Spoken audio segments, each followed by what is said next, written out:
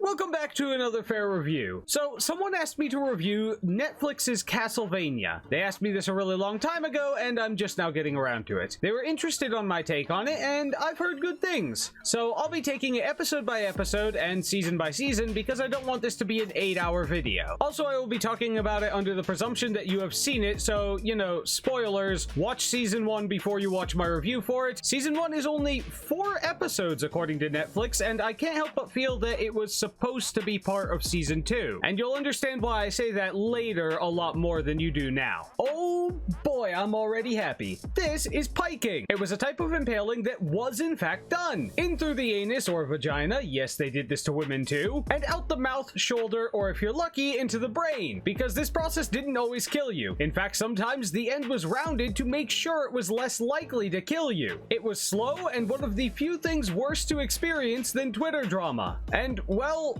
Dracula's a bit different than his front yard of skeletons would have you believe. Apparently, he's a man of science, and I kinda get that. Live long enough and piking people will get old. I'll even buy him not murdering a visitor, because being alone for a long time is the surest route to madness. Other than arguments for Midsummer being a movie about empowerment or freedom, she joined a cult. If you thought this was an empowering movie, then you really weren't paying attention to it. Just because people are smiling does not make it a happy ending. But Dracula's motivation for accepting her seems to be out of pure boredom. A bit thin, but I'll take it based on context. And her motivation for going to Dracula was that she wanted to be taught science and doctor stuff, and had heard he was pretty good at that. He taught her stuff, we presume, because it skipped several years ahead, and she was burned as a witch. Probably should have seen that coming. On the other hand, since it's established that she and him had a kid later, that means she definitely saw Dracula coming. While you try to get that image out of your head, episode 1 set us up a bit, but the woman, who I just remembered killed a small animal at the beginning for absolutely no reason, existed solely to die and motivate Dracula to hate humans. He burns down the city and intends to kill the whole country. Then we get to see the protagonist at the end, or at least one of them. They also set up a vague light figure that Dracula attacked because he had disagreed with him. Turns out it was his own son, and it is so unsurprising that he lost that they didn't even show the fight. As for episode 1, we've set up the threat and the basics of the world, plus introduced 1 and 2 partial characters. Not bad for one episode, though I do have one question. Does a vampire not drink blood in this universe? Because he mentioned killing all the humans, and I feel like killing all the humans and never interacting with them again might have a small problem. Oh well, I'm sure that won't come up later.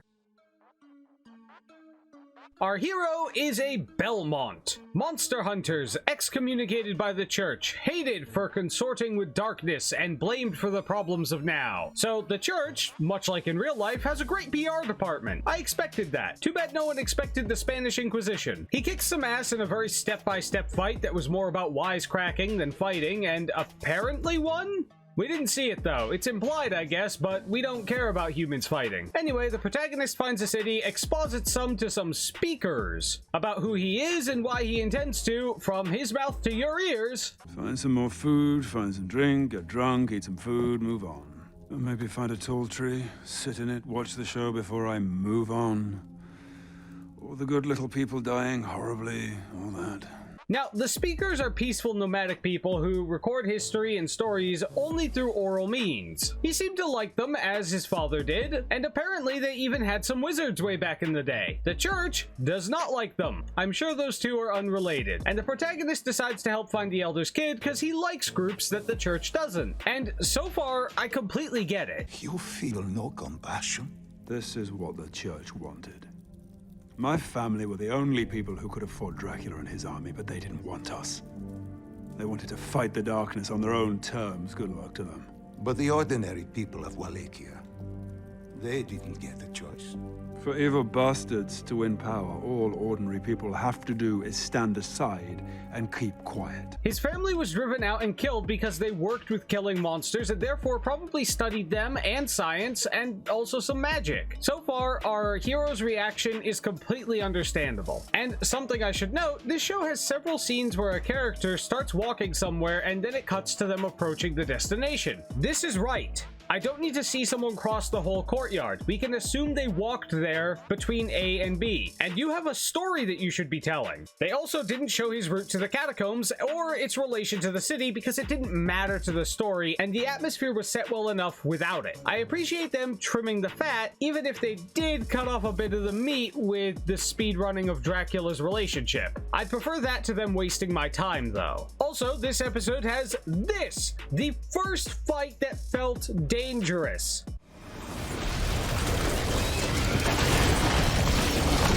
Stone-eyed Cyclops. Right out of the family bestiary. God shoots in my dinner once again.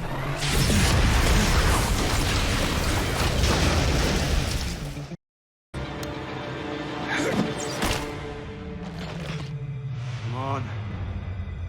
Come on! You're dead! Stop and notice you're dead!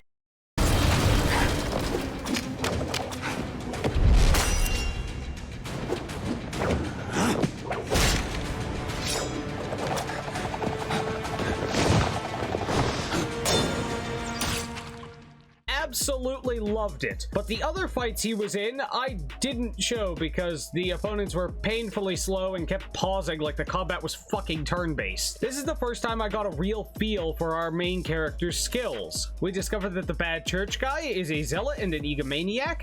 You could undo everything by your very presence. My God. You really believe it, don't you? Greshit will be the last major city in Wallachia. To all intents and purposes, I will be legend. Good to know. We also achieve a new standard of crazy. By the way, you're all going to die. The current bishop of this place is beyond insane. Over the top and into new lands of just snake fuckingly crazy. And you gotta be pretty crazy to fuck a snake. But despite the threats from the church, the speakers are going to be killed and they want to stay because Because if we truly are the sort of people who will kill one another at the behest of a madman's fantasies, then perhaps it is right and proper that things from hell should rise up to wipe us out. naturally, he has to save them, and, well, the human fights aren't great on choreography. And this fucker up here died by pure chance. Our protagonist had nothing to do with that character's death. So episode 3, good character fleshing and story in this one. One good fight and one not so good fight. We are operating above human limitations, though. But with monsters and magic around and his family history of studying them, my disbelief is suspended, because there is some chance that he's been modified through the bloodline, or maybe all humans are just extra durable because fantasy world and magic. After all, there is a such thing as wild magic in their world. So Church Guy was neat, but he got to know some people and got a girlfriend. They're adorable together. Your god knows that we wouldn't be here without you. This is all your fault, isn't it? She was a witch! Lies? In your house of God? No wonder he has abandoned you. We couldn't be here without you. Let me kiss you.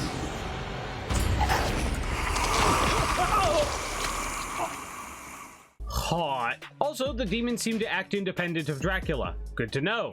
They speak and plan on their own, apparently, within reason. There's a fight against the demons that was pretty formulaic, but the demons didn't expect someone who knew what they were doing, and he very much did know that. Good characterization on him because it showed that he planned ahead and he had a battle strategy right from the start. He does know monster killing. Also, apparently his whip was consecrated and can make demons explode. But after the fight, the floor collapses and there's a massive mechanized system hidden under the city with electric lights. Belmont said last time that whatever was down there wasn't abandoned because the pipes were warm and the electric lights worked. Also, there were electric lights when the church burns people at the stake for having any kind of real technology. So that was kind of a red flag. And okay, could you decide on a distance? These are not the same distance. I know the whip is consecrated, but damn, the length keeps changing. It's like it gets off on being convenient. Little bit more consistency when you change angles, please. And then they find a vampire hiding down there there, and there's a fight that probably didn't need to happen because I already know that the vampire is the lighter due to oppose Dracula's plan. And can we ditch the clinch cliche? If swords are pressed together, you don't need to press in or push off. You go for an angle or a grapple. Otherwise, you look like an idiot, and we worked so hard to characterize Trevor Belmont as a smart fighter. That's what we were doing up top before the floor collapsed. But the fight meant nothing really and ended. And what a surprise! He wasn't a bad guy. He's Dracula's son, and now our team up is complete. A bit contrived, as the story that led them there was from the future somehow. They never really explained how the speakers got stories from the future. What, did they just start talking about something like they remembered it, but it was from the future? Do they have crystal orbs? But season 1 was okay. Normally I look for 3 to 5 episodes of setup to be on the way to the actual plot, so 4 is okay. No major plot holes because there hasn't been any major plot development yet, at least none that I saw, though 2 character inconsistencies with Belmont that I was concerned about. Belmont was originally apathetic towards most, but was generally a good dude, yet he approached a city guard from behind with a knife like he was going to kill him. A bit of a weird thing to do, as the guard had no reason to expect him of anything, and he could have tried non-lethal takedowns. And Belmont also hesitated to kill Alucard when they ended up in their final clinch where they both had a shot to kill each other. He thought that this person might be Dracula because the inside of the catacombs looked a lot like Dracula's castle, or at least how he had it explained to him, and at the very least he knew that this person was a vampire that he intended to kill. I understand why Alucard didn't kill him because he was just testing him to see if he was a Belmont, but Belmont didn't know that. So why didn't he just try to kill him, since he said himself that his survival was never a requirement of the plan, just killing the vampire who he still believed could be Dracula at that point. So why would he hesitate at the end there? It's not like he had any reason to believe that this vampire would be willing to negotiate anything. Basically, Alucard has reason not to murder-suicide, but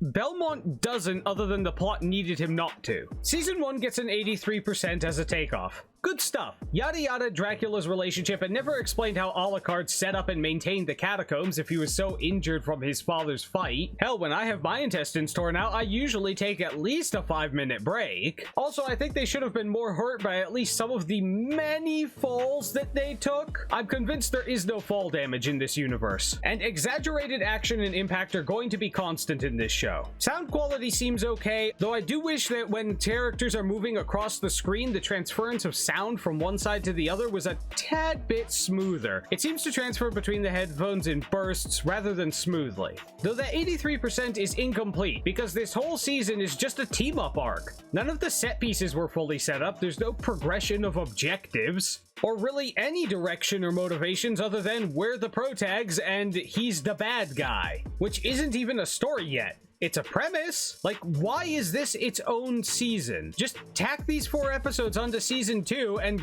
run it. 12 episode seasons are perfectly reasonable. But we're up and off on our story. It's not bad. It's mostly character consistent and plot hole free so far. But we haven't had enough development in the plot for us to actually form any holes, so let's see how it goes. Like, share, comment, subscribe, and follow me on Twitter. And do you have any questions? Any things you'd like to add? Any disagreements? Would you like to see me do the rest of these seasons, which I'm going to do anyway, so it doesn't actually matter if you want to see them or not. Let me know about those things down in the comments, or if you're absolutely mortified that I gave a B- to the 4 episodes that are leading into a series, which frankly is generous because this really isn't a whole season on its own, it is just the setup arc, then you're also allowed down in my comments to, at the very least, be entertainingly angry.